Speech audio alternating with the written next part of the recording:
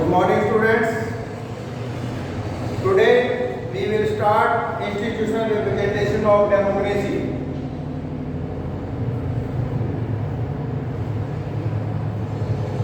First of all, we discuss about universal adult franchise.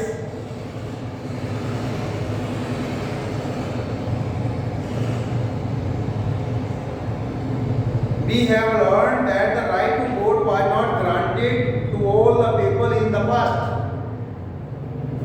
हम पहले पढ़ चुके हैं कि जो वोट था, राइट टू वोट था, यानी कि वो सब was not granted to all the people in the past. जितने भी पास्ट में लोग थे उन सबको वोट डालने का अधिकार दिया नहीं था, मिला नहीं था. In the earlier stages of democracy, only the tax-paying people and males enjoy the right to vote. अब आपने देखा होगा कि जो पहले earlier stages में जब मान लो ऑफ डेमोक्रेसी की जो earlier stage थी, शुरुआती जो दिन थे, उनमें केवल जो लोग टैक्स पे करते थे उन्हीं को जो है, और वो भी मेल्स को, tax paying people and male enjoyed the right to vote. Female के लिए या वीमेन के जो है राइट टू वोट नहीं था, was not granted. So this led to the emergence of suffrage movement in the 19th and 20th century. In the 19th and 20th century, अब इससे क्या हुआ, एक जो है मताधिकार का, सफरेज यानी कि मत डालने के अधिकार का के लिए एक मूवमेंट जो है स्टार्ट हुई. तब 19th and 20th century which demanded voting rights for women, which demanded voting rights for women, women के लिए जो है उसमें वोटिंग राइट्स मांगे गए, अधिकार जो है उसकी डिमांड की गई. Any citizen who has attained the age of 18 is allowed to vote in India irrespective of caste. अब आपने देखा कि सफरेज मूवमेंट में जब किया, अब इसी के आधार पर अब हमारे इंडिया में जो एज 18 ईयर एज पूरी कंप्लीट कर लेता है, यानी कि any citizen who has attained the age of 18 is allowed to vote in India irrespective of caste, creed, gender or religion. This is called universal adult franchise. In India, it is based on the concept of one man one vote. अब आपने देखा होगा कि यहाँ पर जो है जो भी व्यक्ति भारत में 18 वर्ष की आयु को पूरा कर लेता है उसे वोट डालने का, यानी कि मत डालने का अधिकार है, चाहे वो किसी भी जाति, नस्ल, लिंग व धर्म से संबंधित हो. उसका क्या है, आपने देखा होगा, ये आगे हम प्रोसेस पढ़ेंगे. जैसे आपके पास जैसे वोटिंग पहचान कार्ड होना चाहिए, तो उससे जो है अगर इन इंडिया ये जो है इट इज बेस्ड, यानी कि एक व्यक्ति एक वोट के ऊपर आधारित है. भारत में ये जो कंसेप्ट है, ये अवधारणा है, इसमें क्या है, one man one vote. That's the universal adult franchise.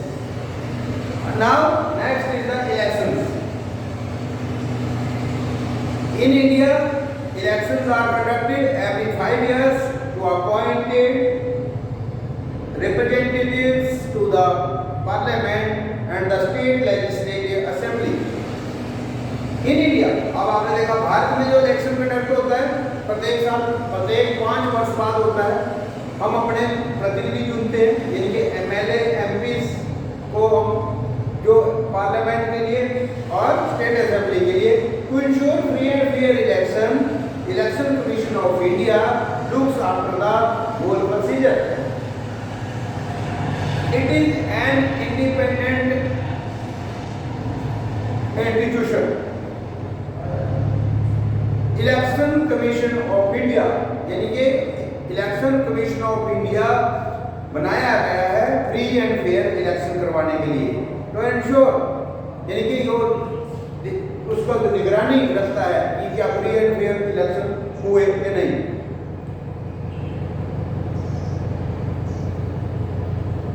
It was set up in 1950 as an autonomous constitutional body। मैंने पहले बताया आपको कि ये इंडिपेंडेंट स्वतंत्र जो है एक संवैधानिक बॉडी है जो यानी कि फ्री, किसी के दबाव के बिना ये काम करती है। कब गठन हुआ था इसका? When it will be set up? When it was set up? 1950, यानी कि इसको 1950 में हमारा जो है इलेक्शन कमीशन जो है ऑफ इंडिया जो है कब बनाया गया? 1950 में। It has 3 members, the chief election commissioner and 2 election commissioners। अब आपने देखा कि इसका जो मुखिया होता है, हेड होता है, वो कौन होता है? Chief election commissioner and 2 election commissioner, और इसके साथ 2 चुनाव अधिकारी और होते हैं, इलेक्शन कमिश्नर होते हैं, यानी कि 3। फैसला जब लिया जाता है, निर्णय लिया जाता है, तो आप लोगों को पता है मेजॉरिटी होनी चाहिए, तो जो 2 का जो कमिश्नर का जो 2 का निर्णय होगा वो फाइनल माना जाएगा, यानी कि एक यदि सहमत नहीं है तो 2 सहमत है तो वो फाइनल हो जाएगा, वैसे तीनों सहमत होते हैं। तो the chief election commissioner is the head of election commission of India. All the members are appointed by the president of India. अब आपने देखा कि ऑल द मेंबर्स, जितने भी मेंबर्स होते हैं, ये कौन अपॉइंट करता है? Election commission president of India, इनकी जो हमारे राष्ट्रपति हैं वो उन्हें अपॉइंट करते हैं। Prior to every election the election commission of India announces the dates of the elections and code of conduct to be followed by all political parties. अब आपने देखा होगा प्रत्येक इलेक्शन से पहले जो हमारा इलेक्शन कमीशन ऑफ इंडिया है वो डेट्स को अनाउंस करता है, when will be the election conducted and the code of conduct। और आपने पता आचार संहिता बोलते हैं इसे, कोड ऑफ कंडक्ट, यानी कि आचार संहिता लग जाती है जिसे फॉलो करना होता है पॉलिटिकल पार्टीज को। It also announces the results of the elections. अब आपने देखा ये इलेक्शन का रिजल्ट को अनाउंस करता है and also submits A list of the successful candidates. और जो सफल हो जाते हैं कैंडिडेट उनका क्या करता है, ये एक जो है लिस्ट बना देता है, सबमिट कर देता है, वो लिस्ट रिकॉर्ड रख लेता है, जमा होता है वो। The election commission also prepare the voter list before each election. You know nowadays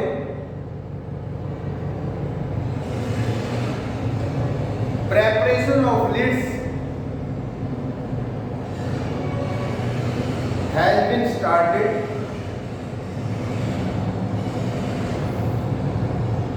the elections, gram panchayat elections which conducted in February और मई।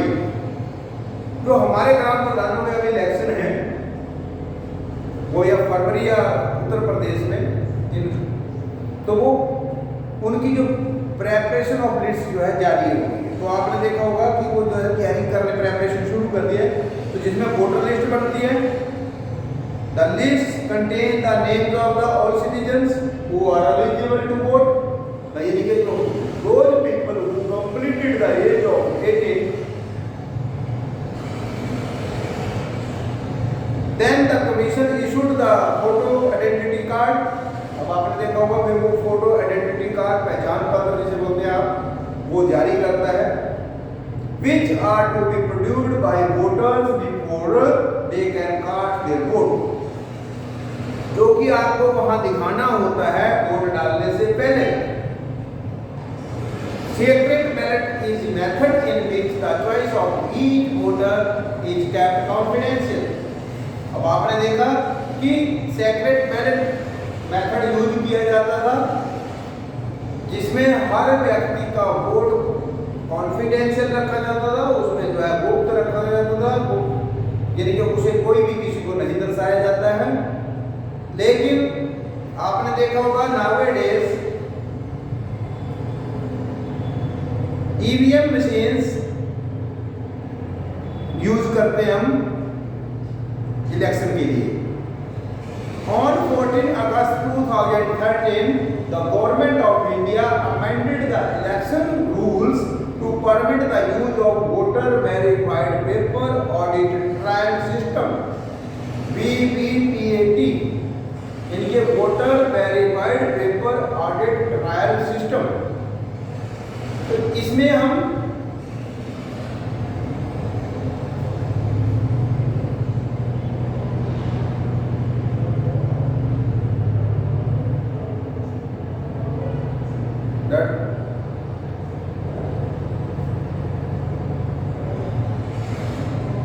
now students do reading and try to fill your book work and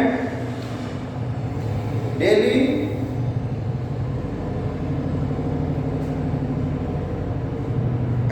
you will learn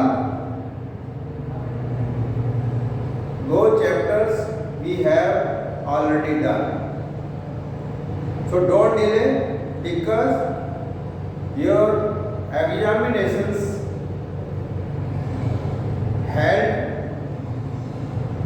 on time as usual. Thank you.